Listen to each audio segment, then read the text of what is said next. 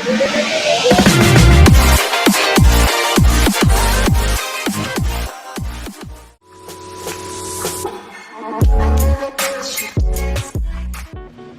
guys, I'm back with another weekly haul from Superstore.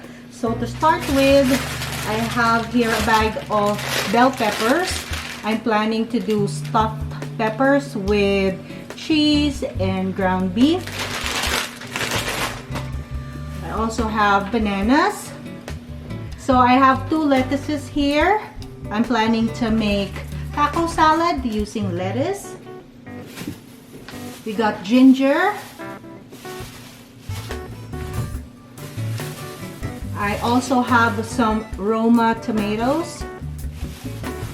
I'm gonna include this sa aking taco salad as well. We have sayote or chayote for my husband's tinolang manok. I have few pieces of celery for our sopas tonight.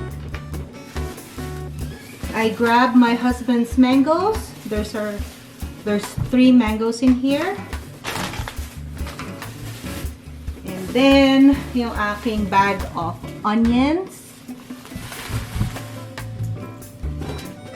And then, weekly, I get avocado because I eat avocado every morning. And then, I grab a big seedless watermelon. I believe this is priced at $6.98, so almost $7 na for this big. If I'm not mistaken, I have to check my receipt. So next bin naman, this is a newfound product. Actually, it's been in the market for a long time, I think. This is moon cheese. It's basically just cheddar cheese, milk, bacterial culture, salt, microbial enzyme, and annatto for coloring, I think. So it's high in protein, it's crunchy, it's gluten-free, and it's a source of calcium. So this is good. Although $6 na to, medyo mahal. It's a bit pricey. And it's only 57 grams. I also got my unsweetened almond vanilla flavor. This is good for smoothies or for your morning cereals or oatmeal. 1 liter carton of heavy cream. I'm gonna make a lot of dishes using heavy cream, and as well I'm gonna put it sa aking coffee to make bulletproof coffee. This is Annie's.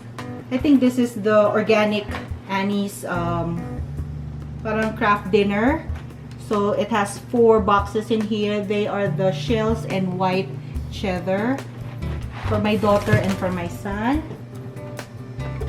I also grab boursin, whatever. I'm not pretty sure how to pronounce it. It's just a garlic and fine herb. This was expensive as well. $5 ito for this small one. I know if you get it at Costco, mas cheaper siya because I think there's 2 or 3 in a pack. Anyways, I also got this marinara sauce. If you're planning to make spaghetti or your zucchini lasagna, you use this one as well. This is my mozzarella cheddar grated cheese. I also grab halloumi. I think halloumi or halloum. I'll just grill this one, and this is good for breakfast together with your scrambled eggs. This is also my Parmigiano Reggiano cheese.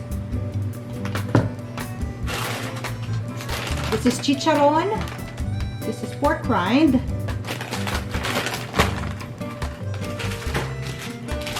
I'm planning to make my kids carbonara this weekend, so I got them fettuccine pasta. Also got myself 1 pack of this Quest protein bar or protein cookie. It has 15 grams of protein, 1 gram of sugar, and 9 grams of fiber. But this is expensive. This is $3.99 Canadian. Tapos, kumuha din ako ng rosemary. Planning to make chicken meatballs using ground chicken.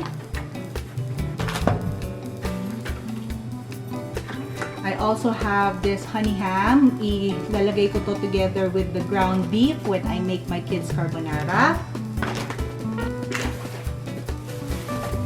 This one, I have my ground pork. And then I also have this lean beef patty to make my burgers. Or dito ko na rin gagamitin yung pang carbonara ng mga anak ko. So I got two. $8 ang isa. So there's 4 patties in a pack.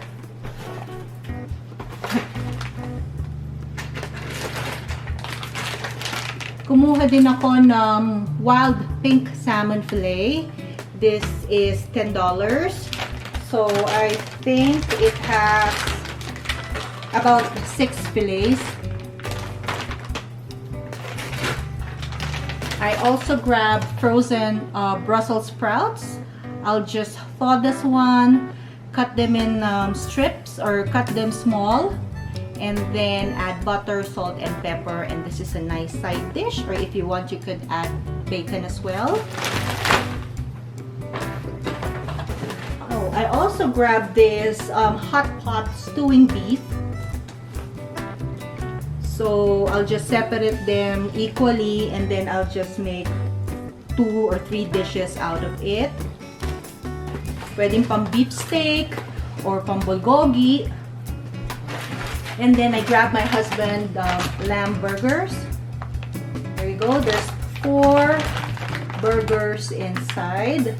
Okay, ito i-air fry lang for a few minutes.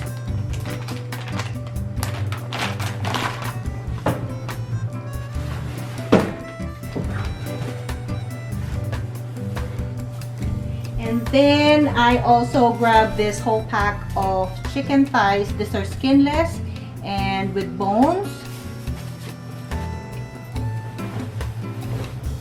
I also grab bacon. And then last but not the least, ito yung aking preservative-free, nitrate-free na smoked ham. There you go, guys. That was our weekly haul from Superstore. Thank you for spending time with me. Until next time, bye!